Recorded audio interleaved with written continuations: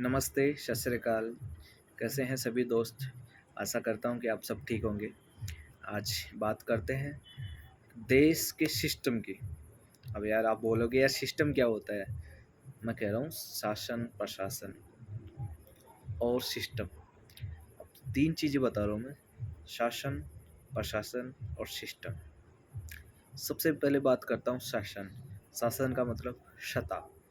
सत्ता यानी कि पार्टी, कांग्रेस, बीजेपी, बीएसपी, यशपा, मतलब जो भी हो, ये सत्ता है जिनमें जनता द्वारा चुने हुए सदस्य लोकसभा में, राज्यसभा में और विधानसभा में जाते हैं और हमारी बातों को रखते हैं।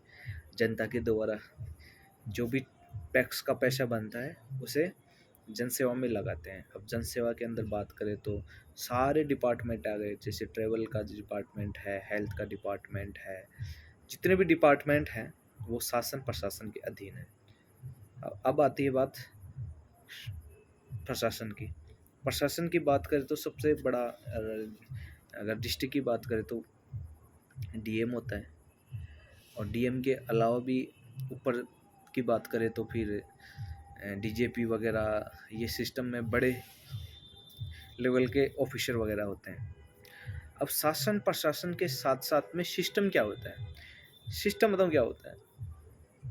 इन पे शासन प्रशासन पे भी एक सिस्टम ऐसा होता है कि वो इनको कोऑपरेट करता है। हमें सिर्फ इतना ही बताया गया है कि देश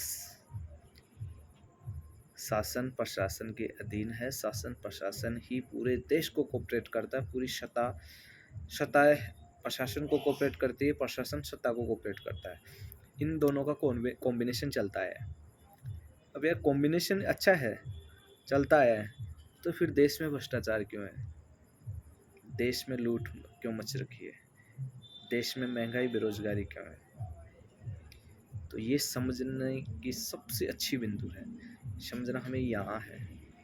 मैं कह रहा हूँ कि देश में 100% लोगों पर सिर्फ 5% लोग राज करते हैं, और उनमें से भी 95% लोगों में से भी 20% लोग हैं ना, 20% लोग हैं ना, 75% लोगों पर राज करते हैं। अब वो सोच रहे होंगे कि 75% लोग कौन है? 75% लोगों में से एक तो मैं जो वीडियो बना रहा हूँ, वीडियो में आपको बोल रहा हूँ, एक वो जो आप वीडियो को सुन रहे हो, एक तो हम दोनों आ गए।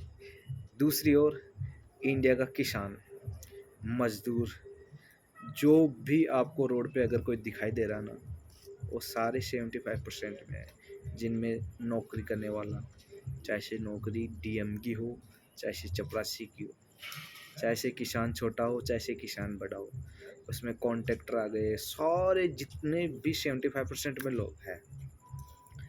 अब आप ये सोच रहे होंगे कि यार वो 20% लोग कौन है? 20% में शासन प्रशासन में जितने भी, जैसे प्रशासन में छोटे से छोटे चपरासी से लेके बड़े से बड़ा ऑफिसर है, वो 20% की श्रेणी में है, जो सिस्टम में है। समझे? शासन में जैसे एक वार्ड पंच से लेके प्रधानमंत्री तक मान लो वो शासन है, तो 20% लोगों में शासन प्रशासन आ गया। 75% में मजदूर सर्वहारा वर्ग जो खेती करके अपना जीवन यापन करता है, मजदूरी करके अपना जीवन यापन करता है, कॉरपोरेटों में काम करके, कंपनी सेक्टर में काम करके जो अपना जीवन यापन करता है ना, वो 75% लोग हैं। समझे? अब सोच रहे हो कि यार वो 95% में से वो ऊपर वाले 5% लोग कौन है? भाई साहब, 5% लोग वो हैं जिनकी सत्ता के अंदर बिल्कुल भी भागीदारी नहीं है। शासन प्रशासन में उनका एक भी आदमी नहीं है, फिर भी यार वो राज कैसे करते हैं? मैं ये कह रहा हूँ कि सत्ता और प्रशासन उनके अधीन है, न कि वो शासन प्रशासन के अधीन है। आज देश के अंदर है ना, अगर टैक्स की बात करें ना, जितनी पूरे देश की जनता टैक्स देती ना, उतना टैक्स ये 5% लोग देते हैं। समझे? पूरा सिस्टम इनके अधीन है। देश का जो शासन प्रशासन जो सिस्टम है ना, ये सारे इन 5% के अधीन है। अब ये सोच रहे हो कि यार प्रधानमंत्री पूरे देश पे राज करता है। भाई साहब, प्रधानमंत्री तो सिर्फ एक मुकुटा है। प्रधानमंत्री एक सिर्फ मकुटा है जो हर 5 साल में चेंज होता रहता है। अगर पावर है ना, पावर है, तो वो है इन 5% में। हम सारे लोग अगर ये सोचते हैं कि यार अगर हमारे बीच में एक बहुत बड़ा धनवान आदमी होता ना, तो उसको हम कोसते हैं, यार इसके पास में इतने पैसे हैं, साला इसका व्यापार में कब इसको हानि होगी, कब क्या होगा। लेकिन वो सिस्टम से चलते हैं। पूरे देश को अगर हैंड ओवर कर रखे ना, तो इन 5% लोगों ने कर रखा है। इसलिए मैं कह रहा हूँ, समझने की बात यहाँ है कि या तो सदस्य बनो ही मत। अगर सदस्य बनना है ना, तो कोर कमेटी के सदस्य बनो मेरे भाई। यहाँ समझने की बात है। आज पूरे देश के अंदर पिछले 10 साल के अंदर आप सोच रहे होंगे, कभी आलू महंगे हो जाते हैं, कभी प्याज महंगे हो जाते हैं, अभी देखो नींबू और मिर्च महंगी हो गई। नींबू 400 रुपये किलो है। अब यार हम ये सोच रहे होंगे कि यार नींबू एकदम से ही महंगे क्यों हो गए। पूरी देश की जनता नींबू ज़्यादा खाने लग गई क्या, या नींबू पेट भरने की कोई चीज़ है। इसी सिस्टम को समझो। पिछले दिनों के अंदर अगर किसान आंदोलन चला था ना, उसमें एक बिंदु ये भी थी स्टोरेज की। इस देश के अंदर ऐसे ऐसे उद्योगपति हैं जो आपके पूरे अनाज को, पूरे किसानों के 1 साल के अनाज को एक उद्योगपति खरीद सकता है, और वो उद्योगपति उसकी स्टोरेज कर लेता है, आपसे महंगे दामों में खरीदेगा। जैसे मान लो मार्केट में अगर नींबू आज के दिन 50 रुपये किलो है, तो वो आपसे 60 रुपये किलो खरीद लेगा। और लाजमी है कि यार अगर 10 रुपये हमें ज़्यादा मिल रहा है तो हम उनको बेचेंगे। वो 60 रुपये में खरीद के उस चीज़ का भंडारण कर लेगा। भंडारण करने के बाद में जब मार्केट के अंदर किल्लत होगी, उस प्रोडक्ट की, जो प्रोडक्ट सबसे ज़्यादा पसंद किया जा रहा है, सबसे ज़्यादा उसकी ज़रूरत है, सबसे ज़्यादा उसकी ज़रूरत है, तो फिर है ना वो 60 रुपये किलो में ख़रीदा हुआ डबल में बेचेगा, 120 में बेचेगा। इस चीज़ को समझो।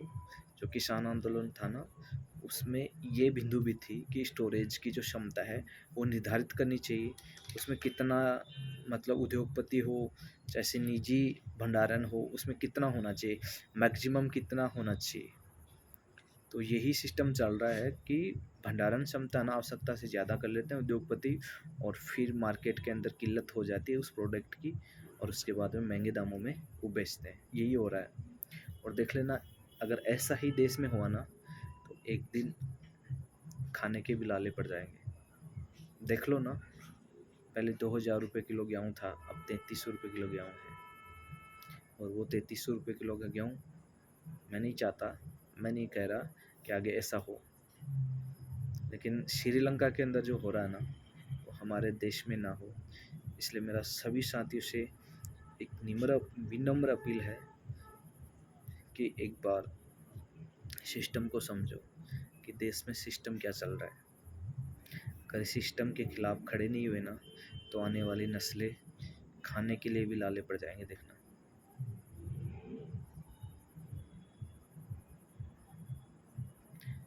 और आप सभी साथियों का मेरे दिल की गहराई से धन्यवाद। आपने मुझे इतनी देर सुना, उसके लिए आपका बहुत बहुत शुक्रिया। यहाँ जुड़ने के लिए, मेरे पेज से जुड़ने के लिए आपका बहुत बहुत शुक्रिया। Thank you so much.